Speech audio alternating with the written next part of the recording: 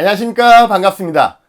여러분들, 오늘은요, 사회수당 중에서 아동수당에 대해서 학습하기로 하겠습니다.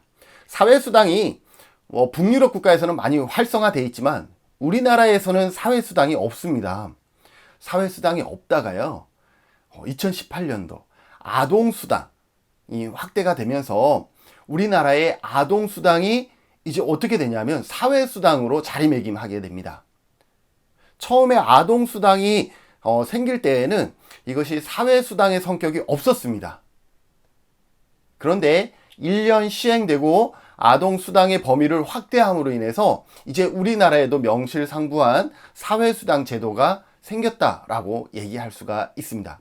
여러분들 아동수당에 대해서 관심이 있거나 궁금하거나 아동수당이 과연 어떻게 지금 제도화되어 있고 자리매김해 있는지 관심 있으면 이번 영상을 같이 살펴보면 좋을 것 같습니다. 화면으로 들어가서 같이 살펴보도록 하겠습니다.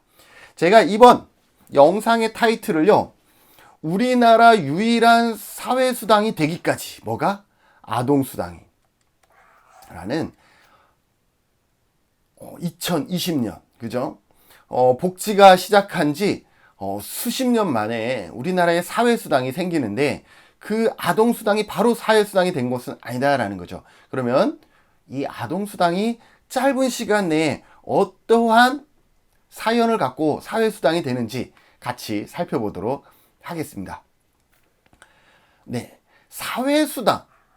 제가 초반부터 사회수당이라는 얘기를 하고 있는데 사회수당이 뭔지를 모르면 아동수당이 왜 사회수당이고 사회수당이 왜 아동수당인지 모르실 거 아니에요. 그래서 사회수당에 대한 설명을 우선적으로 해 보겠습니다. 일단 급여의 색깔을 살펴보면요, 우리가 기업, 우리가 어떠한 그 혜택을 받기 위해서 기여, 일정 부분 기여하느냐 안 하느냐에 따라서 기여를 하는지 안 하는지에 따라서 유목할 수 있습니다. 더불어서 자산조사, 그 어떤 혜택을 받을 때에 자산조사를 실시해서 그 자산조사의 요건을 충족했을 때 받을 수 있는지, 자산조사를 하지 않고 그냥 조건만 되면 무조건 받을 수 있는지에 따라서 또 이렇게 유목화될 수가 있습니다. 자, 그러면 여러분들한테 문제를 내보겠습니다. 자, 우리가 일정 부분 보험료를 낸다든지 이렇게 해서 기여를 하는데 받을 때에 자산조사를 해서 받는 그러한 제도가 있을까요? 내가 돈을 냈는데, 쉽게 얘기해서 돈을 냈는데 내가 받을 때 내 자산, 너 돈이 많아, 소득이 너무 많아 해서 안 주겠어, 못 주겠어, 이렇게 하는 제도가 있을까요? 일반적으로 이러한 제도는 없다라는 거예요. 자, 그래서 우리가 기여를 했는데 받을 때에 자산조사를 실시해서 받는 그러한 제도는 없다라고 보시면 될 것 같습니다. 반면에 우리가 기여를 했는데 받을 때 자산조사를 하지 않고 받는 것이 있을까요? 돈은 냈어요. 그런데 받을 때에 자산조사를 실시하지 않아. 그러한 것이 있을까요? 네, 우리가 잘 알고 있는 사회보험입니다. 사회보험은 어때요? 우리가 돈을 내죠. 보험료를 내고 있잖아요. 산재를 제외한 모든 사회보험을 우리가 돈을 내고 있잖아요. 그죠? 매월. 자, 이렇게 내고 있는데 우리가 아프거나 실직하거나 이랬을 때 우리 자산조사를 통해서 너는 혜택을 볼 수 있어, 너는 혜택을 못 봐, 이렇게 사회보험이 그렇게 하던가요? 그렇지 않죠. 사회보험은 어때요? 우리가 기여를 하지만 받을 때는 자산조사 없이 그냥 제공받을 수가 있다라는 거죠. 자, 건강보험료 우리 내고 있죠. 병원에 가서 병원료 할인받을 때 우리의 자산을 증명을 해서 당신은 너무 잘 사니까 건강보험료 혜택을 못 주겠어요, 이렇게 하던가요? 아니죠. 우리가 기여를 했기 때문에 받을 때는 자산조사 없이 받을 수 있는 그러한 제도 중에 대표적인 것이 뭐예요? 사회보험이다라는 거예요. 이해되시죠? 자, 그런데 이런 경우 있어요. 우리가 기여를 하지 않았어요. 무기여. 돈을 내지 않았는데 받을 때 자산조사를 실시해서 받는 게 있나요? 돈을 내지 않았는데 어떤 조건이 돼서 받으려고 했더니 자산조사를 통해서 당신은 재산이 많으니까 받을 수 없어요. 당신은 빈곤선 이하이기 때문에 받을 수 있는 자격이 됩니다. 라고 하는 제도가 있나요? 그죠. 대표적인 것이 공공부조죠. 자, 우리 공공부조 돈을 냅니까? 안 냅니까? 안 내잖아요. 우리가 공공부조를 위해서 매월 정기적인 어떤 돈들을 내고 있지 않잖아요. 각출하고 있지 않잖아요. 그럼에도 불구하고 우리가 받을 때는 어때요? 받을 어떤 빈곤선 이하로 우리의 소득 규모가 낮아지면 어떻게 하고 있어요?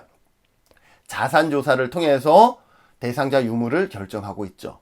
자, 여기까지는 우리가 사실상 알고 있는 영역이었어요. 그런데 우리나라에 없다 보니까 용어 자체가 상당히 낯설은 단어가 있는데 그것이 무엇이냐면 사회수당, 데모그란트라는 건데요. 자, 이 사회수당을 볼까요? 사회수당은 기여하지 않은데 받을 때도 어때요?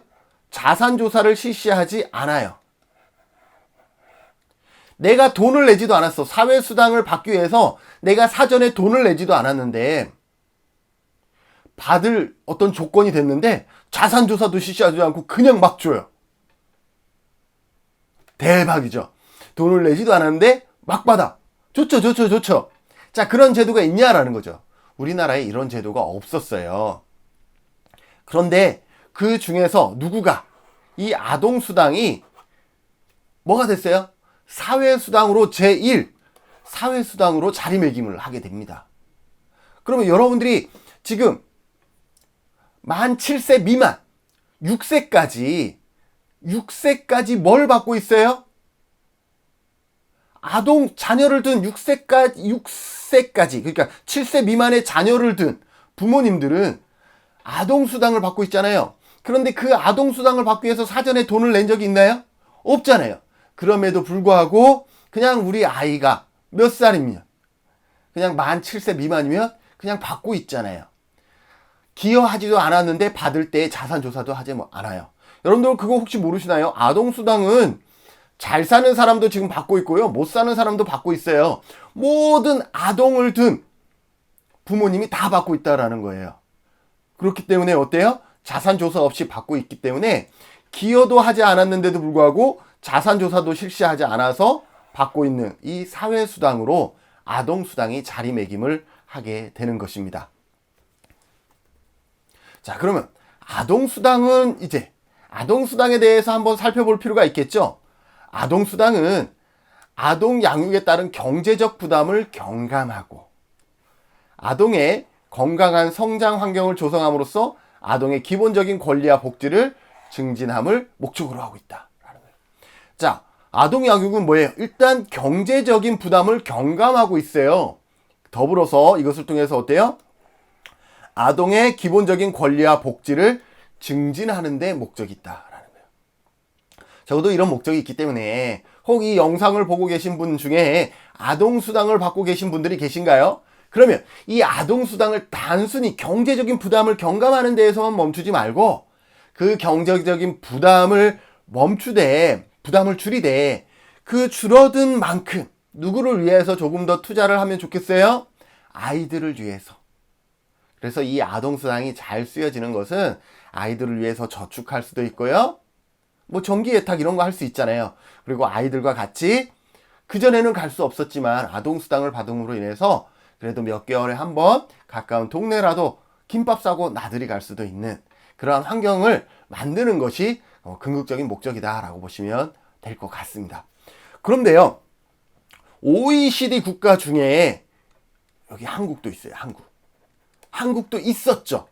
한국도 있었는데 우리가 2018년 3월에 아동수당법이 제정되면서 한국은 여기서 빠졌는데 한국, 미국, 터키, 멕시코를 제외한 그러니까 한국까지 포함하면 31개국. 한국이 이제는 아동수당을 주고 있으니까 한국을 빼면 32개국에서 시행 중에 있어요.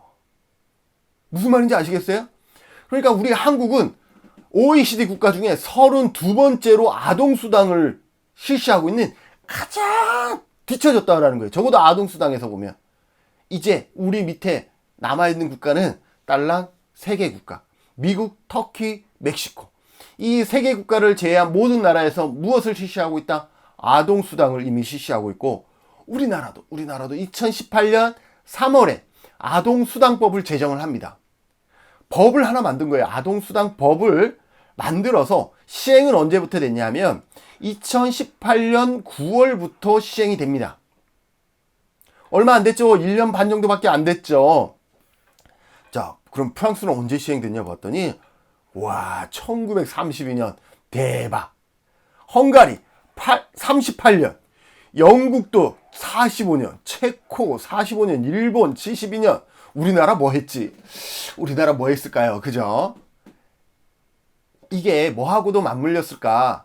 이렇게 가만히 생각해 보니까요. 저출산 고령화 정책하고도 맞물리는 것 같아요. 일단 저출산이 문제가 되면서 나라마다 저출산이 문제가 되면서 나라마다 출산 장려 정책을 펴야 되잖아요. 그러면서 이 아동수당이라든지 아동수당 이전에 가족수당이라든지 이러한 정책을 펼쳤다라는 것을 우리가 확인할 수가 있습니다. 무슨 말인지 아시겠죠? 자, 이 아동수당을요, 좀 다양하게 제가 구분을 한번 해봤어요. 어떻게 구분을 했냐면, 선별주의와 보편주의로 한번 구분을 해봤고요. 세제 감면과 현금 급여로 구분을 해봤고, 가족수당과 아동수당으로 한번 구분을 해봤어요. 아동수당을 아동수당을 주는데, 선별적으로 줄 것이냐, 보편적으로 줄 것이냐 한번 살펴볼까요?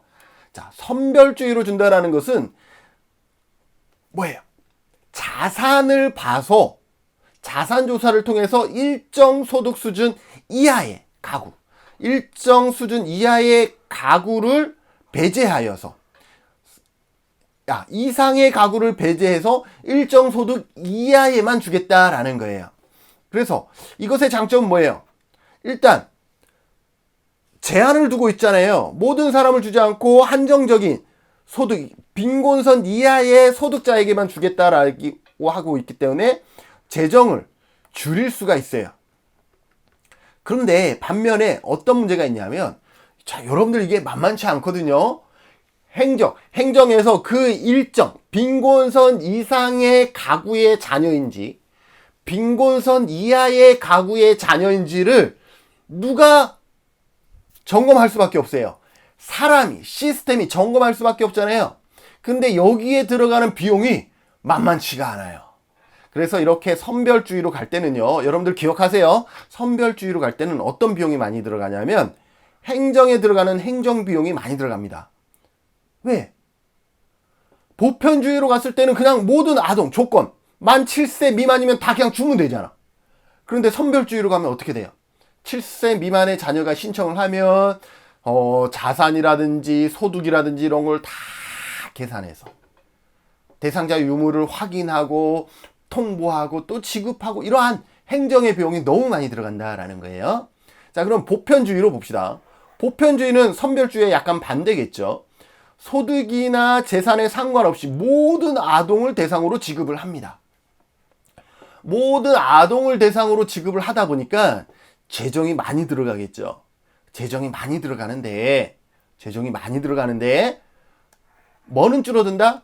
행정 비용은 줄어든다라는 거예요. 왜 행정 비용이 줄어드는지 아시겠죠? 자, 그러면 이제 세제 감면과 현금 급여가 있어요. 자, 세제 감면은 뭐냐면 우리나라 같은 경우는 다자녀 수에 따라서 소득 공제액을 차등을 두고 있잖아요.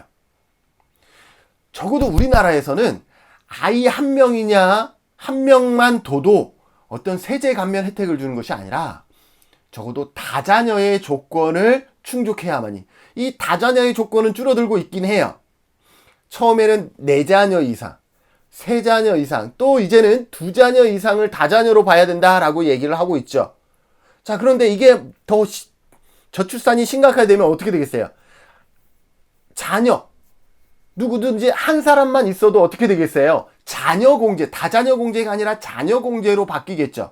그러나 아직까지는 자녀 공제보다는 우리나라에서는 다자녀 공제가 있어서 일단 이 다자녀 할인 혜택을 받으려면 다자녀 가구로 해야 되는 어떤 제한점이 있다라는 거예요. 다자녀 있으면 뭐 세금 감면이라든지 전기요금 할인이라든지 이러한 세제 감면이라든지 할인 감면이 되게 많잖아요, 제도가. 그런데 이게 모든 아동에 해당하는 건 아니다라는 거예요. 가구에 독자 아예 한 명만 있는 경우는 이 세제 감면 혜택을 지금 못 보고 있다라는 것이 한계인 거죠. 그렇죠. 자, 그렇다면 현금급여는 어떠냐? 지금 현금급여를 지급하는 것으로 지금 우리나라는 현금이 오용될 수가 있다라는 거예요. 사전에 우리가 목적을 살펴봤죠. 목적에서 뭐라고 그랬어요? 이거는 가정의 경제적인 어떤 지원도 되면서 아이의 삶의 질, 기본권을 확립하고 확보하는데 사용되어질 것을 전제로 하고 있어요. 그런데 부모님이 이 돈을 받아서 아이의 미래를 위해서 적금을 하거나 아이의 현재를 위해서 다양한 문화여가 활동들을 하면 그거는 목적에 부합된다라고 봅니다. 그런데 이러한 돈을 받고 어떻게 해요? 술 좋아하시는 분 술 마시고, 노름 좋아하시는 분 노름 자금으로 써버리고, 이러면 원래 아동수당의 취지에 너무나 벗어나 버리죠? 이렇게 하면 안 된다라는 거예요. 이러한 단점이 생길 수가 있다. 현금 금액의 가장 큰 단점이겠죠. 자, 그리고 가족수당과 아동수당. 초기에 이 아동수당이 발전된 나라들은요, 가족수당 형태로 이루어졌어요. 가족수당 형태로 이루어졌는데, 이거는 뭐냐면, 단위가 뭐예요? 아동이에요? 가구예요? 가구잖아요, 가구. 그래서 이거는 어떻게 보면 아동을 위한 것이기보다는 가족의 소득을 보전하기 위함으로 대상이 가구였어요. 그리고 가구이다 보니까 이 가구의 아동이 한 명이냐, 두 명이냐에 따라서 금액의 차등이 없는 거죠. 이해되십니까? 아이가 한 명이거나 두 명이거나 금액의 차이가 별로 없겠죠. 가족을 기본 단위로 하고 있기 때문에 그렇습니다. 그런데 아동수당은 어때요? 대상이 일단 아동이면서 아동이 수에 따라 뭐가 달라질 수 있어요? 급여가 달라질 수 있다는 것이 차이겠죠. 그러니 우리가 아동수당 하나를 보더라도 이렇게 다양하게 살펴볼 수가 있는 거예요. 자, 그럼 우리나라는 어떠냐라는 거죠. 자, 그러면 우리나라가 어떻게 전에 화면에 따라서 아동급여에 대한 입장, 긍정적인 입장과 부정적인 입장이 있는데 여러분들은 어떻습니까? 아동수당, 아동급여를 주는 것에 대해서 여러분들은 긍정적인 입장이십니까? 아니면 부정적인 입장이십니까? 일단 긍정의 입장을 살펴볼까요? 아동 양육 가정의 빈곤을 줄일 수가 있습니다. 그 금액이 정말로 빈곤을 줄일 수 있는 만큼의 수준인지 아닌지는 모르지만 그래도 추가적으로 발생하는 소득이기 때문에 지원이기 때문에 미미하지만 가정의 빈곤을 줄일 수가 있다라는 것. 그리고 아동 양육 가정의 구매력을 높일 수가 있어요. 구매력. 어쨌든 추가적인 전혀 생각하지 않았던 돈이 발생함으로 인해서 구매력이 내 소득으로는 이 정도밖에 생활할 수가 없었어요. 구매할 수가 없었어요. 그런데 아동수당이 있으니까 이 아동수당으로 구매력이 늘어난 거죠. 여러분들 지금 현실에 부딪히면 자, 코로나19로 인해서 지역마다 무엇을 줬어요? 재난소득을 줬잖아요. 그러다 보니까 어때요? 여러분들 구매력 사실상 높아졌잖아. 원래 월급은 이 정도였는데 마치 재난소득이 보너스의 느낌으로 툭 떨어지니까 여러분들 구매력 높아졌잖아요. 그래서 그거 갖고 뭐 했어? 그죠? 안 하던 네일 아트 한 거 나쁜 거 아니에요, 절대. 네일 아트도 하고. 그죠? 여가 문화, 옷도 사고. 여러분들 제가 입은 이 옷은 산 건 아니고요. 저희 중학교 동창회 모임할 때 나왔던 건데, 작년에 나왔던 건데 마침 어제가 동창회 하더라고요. 그래서 그 친구 중에 한 친구가 이 옷을 입고 나오면서 야, 동창회 모임할 때는 동창회에서 나눠준 옷을 입고 와야 되는 거 아니냐? 이렇게 얘기하더라고요. 그래서 오늘은 영상을 찍을 때 또 이 옷을 꺼내서 한번 입어봤습니다. 자, 어때요? 옷을 살 수도 있고 이러한 추가적인 구매력이 늘어난다라는 거죠. 더불어서 만약에 이게 정말로 긍정적인 효과가 있다 그러면 출산율을 높이는 기능도 우리가 더불어서 할 수 있지 않겠습니까? 자, 그런데 이 긍정적인 입장만 있는 건 절대 아닙니다. 우리 사람을 원료로 하는요, 각종 제도에는요, 긍정과 부정은 항상 존재합니다. 어느 게 51%냐, 어느 게 49%냐, 이 정도 차이라고 생각하시면 돼요. 이게 70%와 30% 차이면 고민하지 않아요. 이 30%가 결코 수면 위로 떠오를 수가 없죠. 49%와 51%의 차이이기 때문에 큰 차이가 없어요. 그럼에도 불구하고 좀 더 나은 우리가 제도를 만들기 위해서 지금 이러한 고민을 하고 노력을 하고 있다라고 보시면 될 것 같습니다. 부정적인 입장. 일단 비용이 발생합니다. 그죠? 그리고 일정 수준 이하의 아이에게 집중하는 것이 좋다. 아동급여, 아동수당의 형태가 아니라 일정 급여 이하. 그러니까 뭐 공공부조라든지 우리 기초연금 있죠. 기초연금처럼 뭐 그렇게 뭐 아동연금이라는 제도를 만들어서 일정 소득 이하인 아이에게만 보전해주는 그렇게 가는 것이 그래서 금액을 더 올리는 것이 더 효과적일 것이다. 이러한 입장이 있고요. 복지 의존성을 초래할 수가 있다. 자, 복지 제도가 많으면 많을수록 복지 의존성에 대한 얘기는 안 나올래야 안 나올 수가 없습니다. 그래서 이러한 부분들이 있음을 여러분들이 같이 기억을 해 두시면 좋을 것 같고, 자, 우리나라의 아동수당에 대해서 살펴보도록 하겠습니다. 자, 우리나라의 아동수당. 우리가 앞전에도 잠시 언급이 되었는데요.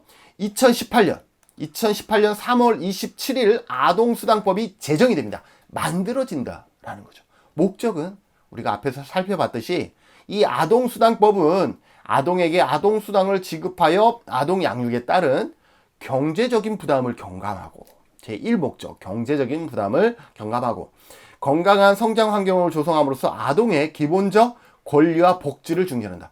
기본적 권리와 복지를 증진하는 제2목적, 이것이 있습니다. 자, 그런데 이 아동수당이 처음부터 만들어질 때부터 사회수당이 아니었다라는 것 한번 볼까요? 연역을 보면요. 이 법은 3월 27일에 제정이 되지만 실제 시행은 2018년 9월 1일부터 시행이 됩니다.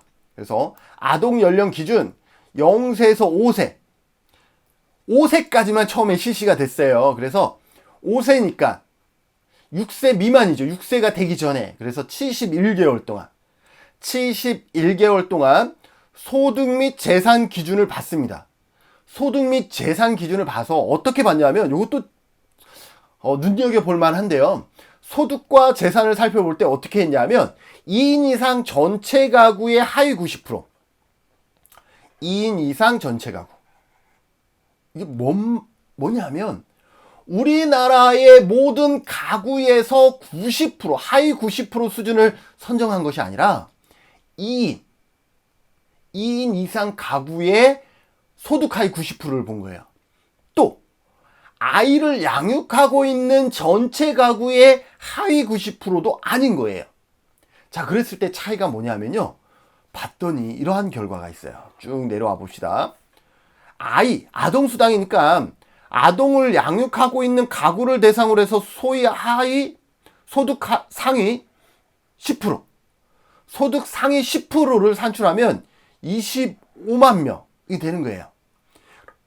반면에 자녀와 상관없이 2인 이상 가구의 전체 가구 소득 상위 10%를 산출하면 어떻게 되냐면 소득 상위 10%를 산출하면 약 15만 명인 거예요.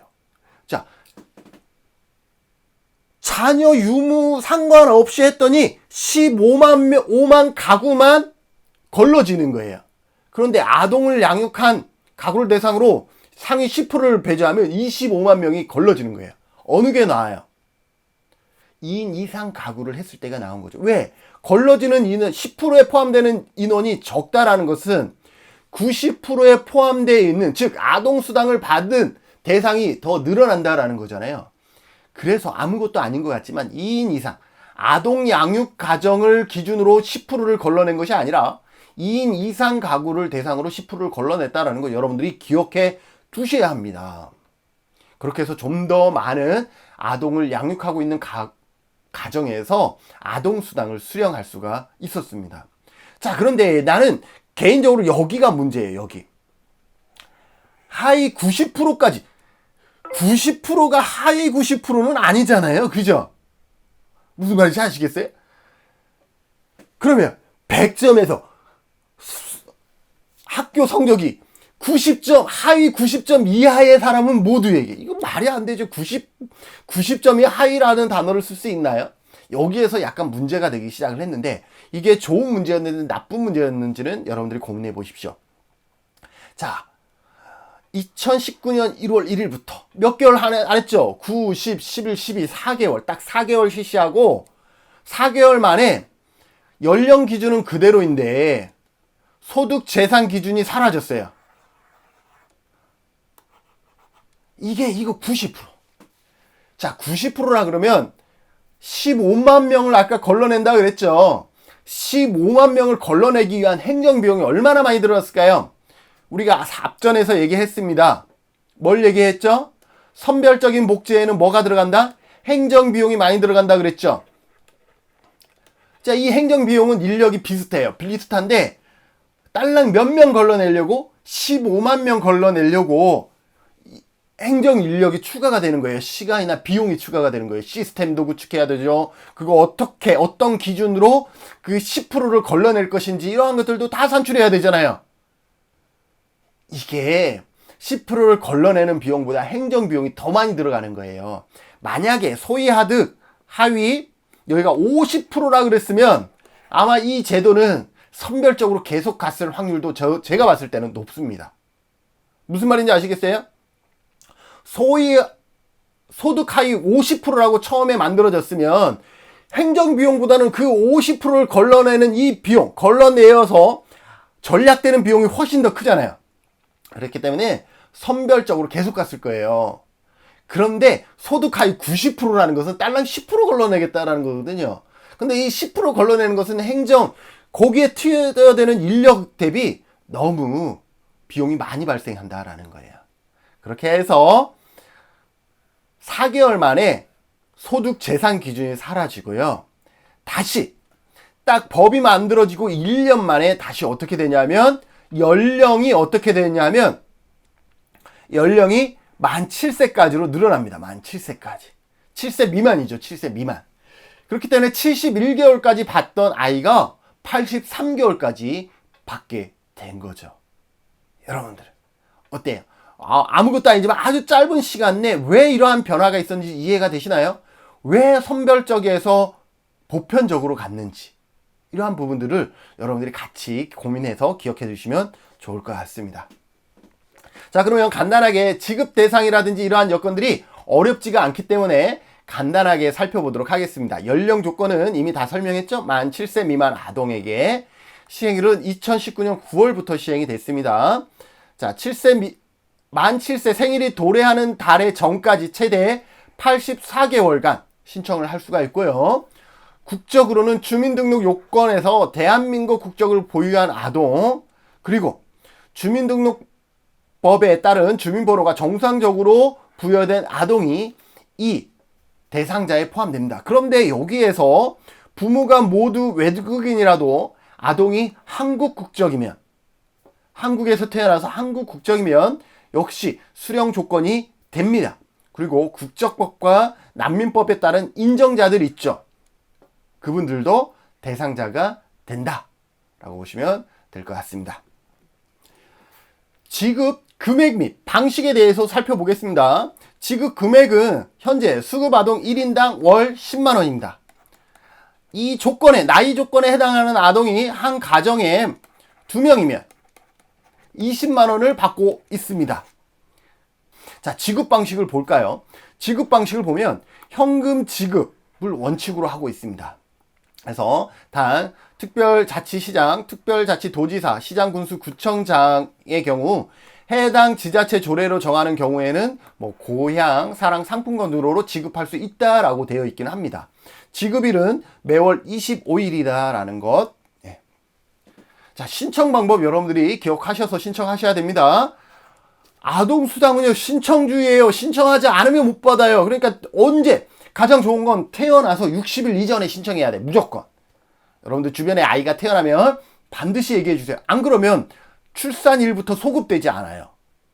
신청한 기간부터 받게 되니까 손해보는 거예요. 자, 그래서 방문 신청을 할 경우 보호자 또는 대리인이 아동의 주민등록상 주소지 읍면동 주민센터로 가서 신청하시면 됩니다.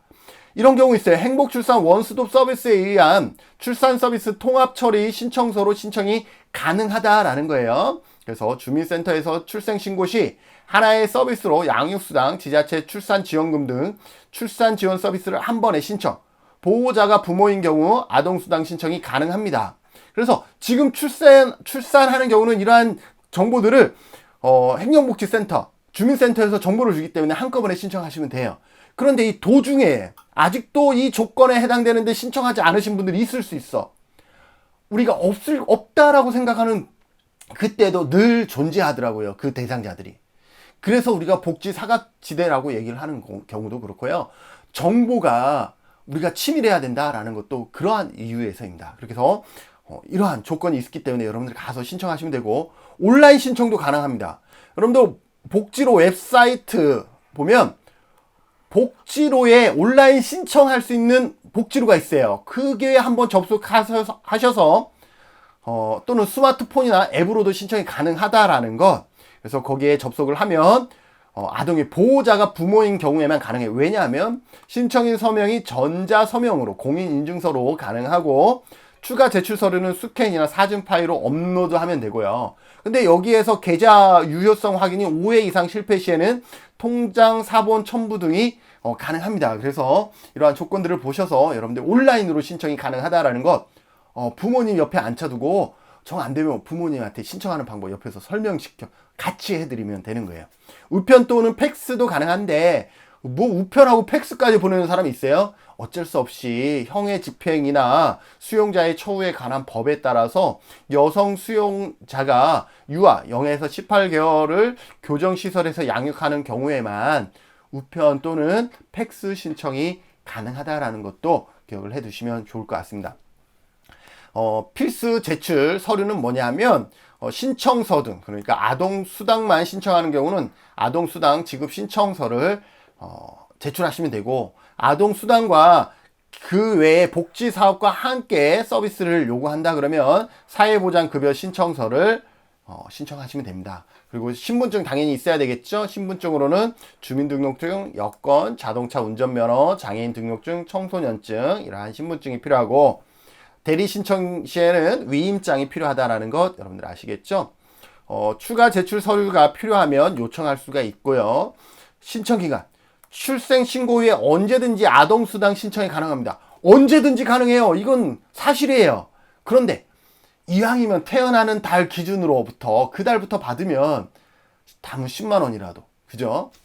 그래서 출생일이 포함한 60일 이내, 60일이 되는 날, 토, 일, 공휴일인 경우는 그 다음 날까지 아동수당을 신청하는 경우에 출생일이 속한 달부터 소급하여서 수당 지급이 가능하다라는 것 여러분들 기억해 두시면 좋을 것 같습니다. 아동수당이 있고 양육수당이 있잖아요. 그죠? 어린이집이라든지 이런 보육시설에 보내지 않으면, 보육시설에 보내면 보육료 감면 혜택이 있고, 보육시설에 보내지 않으면 양육수당으로 또 돈을 받잖아요. 양육수당하고 아동수당은 별개예요. 그러니까 양육수당을 받으면서 아동수당을 같이 받는 거예요. 무슨 말인지 아시겠어요? 그렇기 때문에 반드시 신청하셔야 됩니다. 여러분들에게 이것만 설명하고 마칠게요. 온라인 신청 과정, 온라인 계속 복지로 해서 신청 가능하다는데 그게 뭔 말이에요? 네. 여러분들 여기에 보면 복지로 온라인 신청이라는 곳을 여러분들이 검색 사이트에 치셔서 들어가십시오. 아니면 여기에 보면 앞에다가 온라인.복지로.go.kr 이렇게 해서 여러분들이 주소창에 URL 창에 입력을 하셔서 엔터 치면 이 무슨 창이 나와요? 복지로 온라인 신청 창이 나옵니다. 거기에서 어디를 클릭하냐면 복지 서비스 신청, 여기를 클릭해 주세요. 여기를 클릭하면 좀 내려보시면 여기 아동수당이 있습니다. 아동수당이 나와요. 아동수당 나오고 그 다음에 이거 누르면 그 다음 변화가 없어.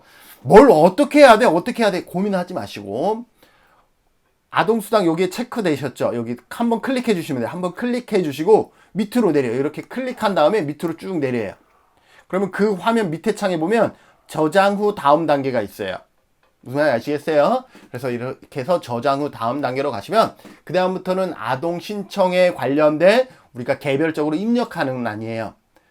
저는 굳이 할 필요가 없어서 여기까지만 하겠어요. 그러면 여러분들이 그 다음부터는 말 그대로 성함 입력하고 아동 관련 정보 입력하고 이러한 란이거든요. 그래서 거기에 필요한 입력하는 창에다가 여러분들이 꼼꼼하게 입력하시며 아동수당이 뭘로도 신청 가능하다? 온라인으로도 신청이 가능하다라는 거 기억해 주셔서 여러분이 됐든 주변에 아동수당의 조건이 됨에도 불구하고 미처 신청하지 못한 아동수당의 조건이 뭐예요? 그러면 안 돼. 아동수당의 조건은 뭐예요? 그냥 만 7세 미만이면 누구나야. 누구나. 보편적이잖아요. 그래서 우리는 이것을 뭐라 그래? 사회수당 제도라고 얘기를 하는 거예요. 누구나 되기 때문에 그럼에도 만 7세 미만의 아동을 양육하고 있는데도 불구하고 아동수당을 받고 있지 않아? 그럼 여러분들이 도와주셔야 되는 거예요. 아셨죠? 저하고의 약속입니다. 네, 여러분들 이번 시간에 수고하셨고요. 이번 시간에는 우리나라의 사회수당의 처음에 어떤 제도 정책으로 아동수당을 살펴봤습니다. 이번 시간에는 여기서 마치고요. 다음 시간에는 제가 기본소득에 대해서 영상을 준비했습니다. 빠방빠방. 기본소득은요, 이 사회수당에서도 가장 대표적이고 현재 많은 외국에서 또 우리나라에서도 많은 어떤 논란의 여지가 있고 또 관심이 그만큼 있는 어떤 분야입니다. 그래서 같이 살펴보도록 하겠습니다.